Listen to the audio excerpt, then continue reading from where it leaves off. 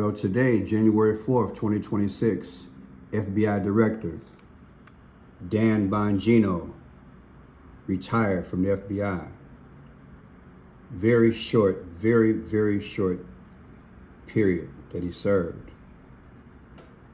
That's his birthday, December 4th, 74.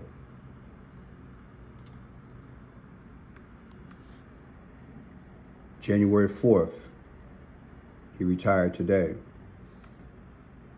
January 20th, 2025, Trump was inaugurated.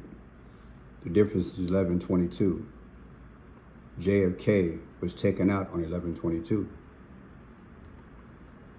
And this man was his FBI director. Controversial, to say the least, J Edgar Hoover. His birthday was January 1st, 1895. January 1st, 1895. Hoover, December 4th, 1974.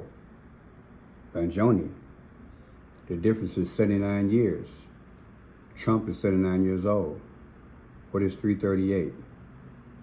The 338th day of the year is December 4th. That's his birthday. I know you're stunned. But look at this.